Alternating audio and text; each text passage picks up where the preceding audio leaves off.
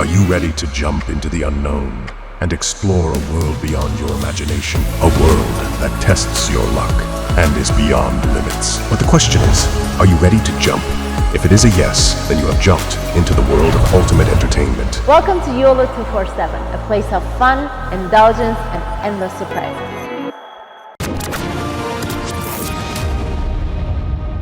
Depleted uranium क्या होता है कि जब यूरेनियम से आप पूरी एनर्जी निकाल लेते हैं, जो डिप्लीटेड यूरेनियम होता है, जो बचा कुचा रहता है, उसको शेल्स के आगे उसकी नोक में लगाया जाता है। मैं आपको बड़े आसान शब्दों में बता रहा हूँ कि कोई कंफ्यूजन ना हो, हाईली टेक्निकल मैटर है। उसके आगे लगाया जाता है और ये जो शेल्स जब टैंक पे फायर करते हैं तो बिल्कुल टैंक को पेनिट्रेट कर देते हैं, क्योंकि टैंक के आर्मर से ज्यादा डेंस होते हैं ये। जय हिंद दोस्तों, मैं हूं मेजर गौरव आर्य और आप देख रहे हैं आज की ताजा तरीन खबरें। Secretary of state Anthony Blinken ये पहुंच गए यूक्रेन खुफिया विजिट में। बाद में पता लगा मीडिया को जब ये लैंड कर चुके थे, और इन्होंने अनाउंस करा कि हम यूक्रेन को $1 अरब का एड देंगे, $1 अरब का। और पता है क्या दे रहे हैं लोग? यही अमेरिका कर देता है गलत चीज, और फिर अमेरिका कहता है कि शांति होनी चाहिए। भाई साहब, मुंह से कहने से शांति नहीं होती, शांति कर्मों से होती है।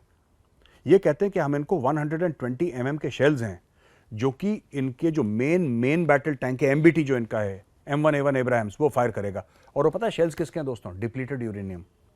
अब देखिए, डिप्लीटेड यूरेनियम क्या होता है कि जब यूरेनियम से आप पूरी एनर्जी निकाल लेते हैं, जो डिप्लीटेड यूरेनियम होता है, जो बचा कुचा रहता है, उसको शेल्स के आगे उसकी नोक में लगाया जाता है। मैं आपको बड़े आसान शब्दों में बता रहा हूं कि कोई कंफ्यूजन ना हो, हाईली टेक्निकल मैटर है। उसके आगे लगाया जाता है और ये जो शेल्स जब टैंक पे फायर करते हैं तो बिल्कुल टैंक को पेनिट्रेट कर देते हैं, क्योंकि टैंक के आर्मर से ज्यादा डेंस होते हैं ये।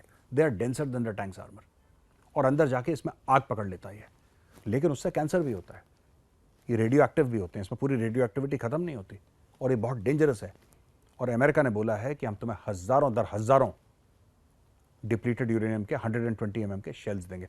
अब दोस्तों आप सोचिए, ये लड़ाई फिर कैसे जाके खत्म होगी? क्या आपको नहीं लगता कि रशिया भी मामला एस्केलेट करेगा? जरा कमेंट्स में लिखिए और बताइए, आपको क्या लगता है? रशिया चुप बैठेगा? क्या रशिया जवाबी कार्रवाई नहीं करेगा?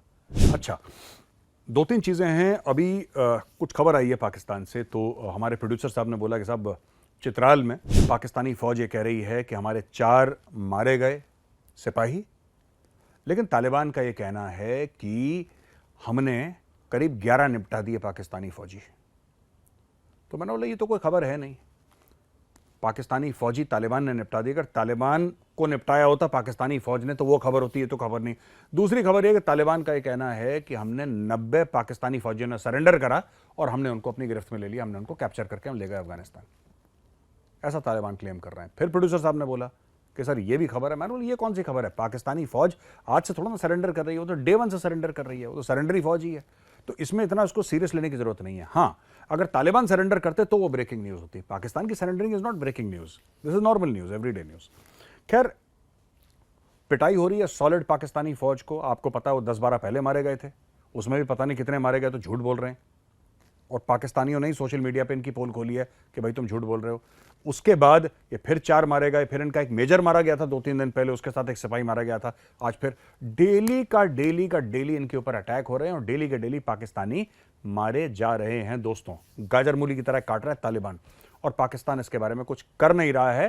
पर हाँ, आसिम मुनीर जो है इनका चीफ, वो एक काम कर रहा है, वो बिजनेसमैन को बैठा के बिजनेस की बात कर रहा है। And I am very surprised, क्योंकि हमें आदत नहीं है ना, हम तो इंडियन आर्मी के हैं। हमें ऐसे चीफ की आदत है जो बोलते कम है और कहते हैं कि हमारा काम है वो हमारे लिए बोलेगा, हमें बोलने की, अपनी तारीफ करने की जरूरत नहीं है। इंडियन आर्मी के चीफ्स के आपने बयान बहुत कम सुने होंगे। यहां पे ये बंदा है पाकिस्तान का आर्मी चीफ, इसका मुंह ही बंद नहीं होता, इसको प्रेस कॉन्फ्रेंस देने से ही खुशी नहीं मिलती इतनी ज्यादा।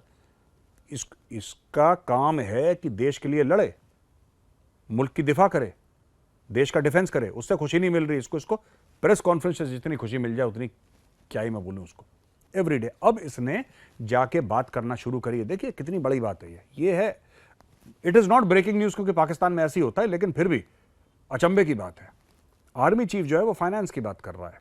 वो बात कर रहा है कि डॉलर के अगेंस्ट रुपए जो है वो स्लाइड कर रहा है, मैं उसको रोक दूंगा।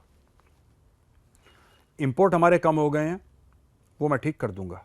एक्सपोर्ट हमारे ना के बराबर है, मैं उसको ठीक कर दूंगा। जो स्मगलिंग चल रही है ईरान और अफगानिस्तान के बॉर्डर में, मैं उसको ठीक कर दूंगा। जो बिजली का सीन खराब हुआ है पाकिस्तान में, एनर्जी क्राइसिस है, मैं उसको ठीक कर दूंगा। जो पानी का और फूड का क्राइसिस है, मैं उसको ठीक, सब कुछ यही ठीक कर देगा आर्मी चीफ। जो ठीक नहीं करेगा वो पाकिस्तान की दिफा, पाकिस्तान की सिक्योरिटी ठीक नहीं करेगा। ये अलाउ करेगा कि डेली तालिबान आए, गाजर मूली की तरह पाकिस्तानी फौजियों को काटें और वापस चले जाएं और पकड़ पकड़ के बंदी बना के, युद्धबंदी बना के, पीओडब्ल्यूज बना के वापस ले जाएं। उसके बारे में इनका कोई कहना नहीं है कुछ, लेकिन हां, जनरल आसिम मुनीर का इन सब चीजों के बारे में बड़ी अगराय है कि इकोनॉमी मैं ठीक करूंगा।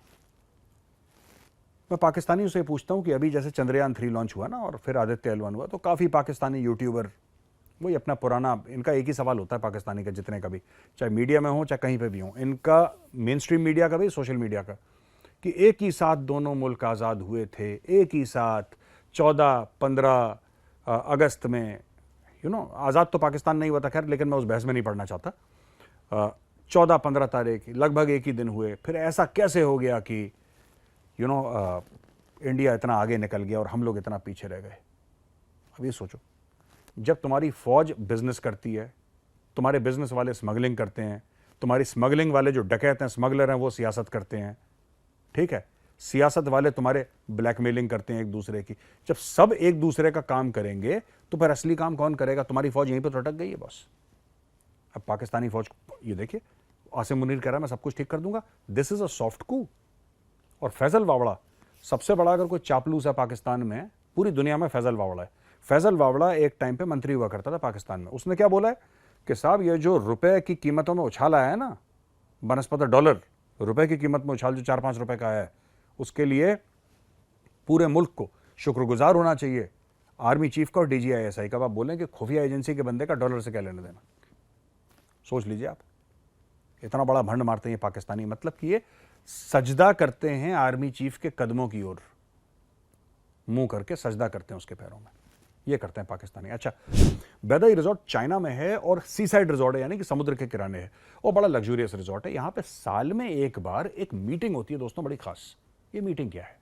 ये मीटिंग ये है जिसमें कि चाइना का प्रेसिडेंट आता है और पुराने जितने रिटायर्ड लोग हैं ना चाइना के, उनके प्रीमियर, वाइस प्रीमियर, प्रेसिडेंट, जो उनका टॉप लेयर है, टॉप क्रीम है, जो रिटायर्ड लोग हैं, वो आते हैं 1-2 दिन के लिए उस रिजॉर्ट में रहते हैं। 5 स्टार 7 स्टार रिजॉर्ट है, पूरा लग्जरी का, फुल लग्जूरियस रिजॉर्ट, और वहां पे देश के बारे में बातचीत होती है, एक बैठक होती है जिसमें देश के बारे में बात करते हैं। इस बार सुनने में यह आया है कि जितने भी पुराने थे ना रिटायर्ड, ये भूखे कारतूस, इन लोगों ने मिलकर शी जिनपिंग को कराया जबरदस्त जलील। दोस्तों, शी जिनपिंग की हो गई बेइज्जती बहुत ज्यादा। अब ये हैं तो इनके सीनियर शी जिनपिंग के, और कम्युनिस्ट पार्टी में इनके सीनियर लगते हैं, तो शी जिनपिंग बेचारा कुछ कह तो पाया नहीं उनको, लेकिन शी जिनपिंग अंदर से तिलमिला गया। उन्होंने शी जिनपिंग को घेर लिया। उन्होंने बोला कि बेटा एक बात बताओ, इकोनॉमी का तुमने भट्टा बैठा दिया, मैन्युफैक्चरिंग तुम्हारी 5 महीने से कॉन्ट्रैक्ट हो रही है, ये उन्होंने बोला इसको, 5 महीने से तुम्हारी मैन्युफैक्चरिंग कॉन्ट्रैक्ट हो रही है, ठीक है। रियल एस्टेट सेक्टर तुम्हारा कलैप्स हो गया, बैंकिंग सेक्टर तुम्हारा कलैप्स हो गया, एक्सपोर्ट तुम्हारे कलैप्स हो गए, इंपोर्ट तुम्हारे कलैप्स हो गए, राइट। दुनिया भर से तुमने पंगा और मोल लिया, सबसे तुम्हारी लड़ाई चल रही है। तुम्हारा प्लान क्या, तुम कर रहे हो चाइना के साथ, कर क्या रहे हो तुम चीन के साथ? तो कहते हैं कि जब वो कमरे से बाहर आया तो अपने एड्स के सामने, जो उसके सपोर्ट स्टाफ चलता है किसी भी बड़े नेता के साथ या किसी प्रेसिडेंट के साथ, हेड ऑफ स्टेट के साथ, उसके सामने बहुत गुस्से का इजहार करा। शी जिनपिंग ने बोला कि ये लोग हैं पुराने लोग, जिनका मैं जो मलबा फेंका हुआ है मैं उस मलबे को साफ कर रहा हूं, इनकी प्रॉब्लम्स है, मैंने तो कुछ भी नहीं करा, मैं तो अच्छा कर रहा हूं काम, यही लोग हैं, इनका पुराना मचाया हुआ गंद मैं साफ कर रहा हूं, ऐसा शी जिनपिंग ने बोला। आपको याद है वो वीडियो? मैं चाहता हूं आप छोटे से वीडियो की एक क्लिप देखें।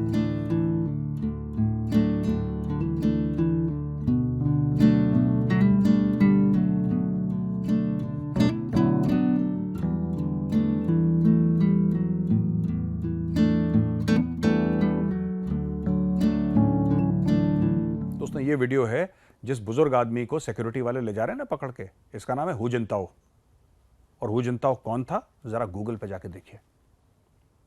ये हेड ऑफ स्टेट था चाइना का शी जिनपिंग से पहले। हु जिनताओ की बेइज्जती करी इन लोगों ने इसके कहने पे, और वो हु जिनताओ उस मीटिंग में नहीं आया जो सी साइड रिजॉर्ट में मीटिंग हुई थी, और काफी लोगों ने बॉयकॉट करा है, यानी कि चीन के अंदर का मामला भी काफी गड़बड़ा गया है दोस्तों। तो दोस्तों, वीडियो देखने के लिए बहुत बहुत धन्यवाद। अगर ये वीडियो पसंद आए तो लाइक जरूर करिएगा। कल फिर हाजिर होऊंगा एक नए वीडियो के साथ, तब तक के लिए जय हिंद।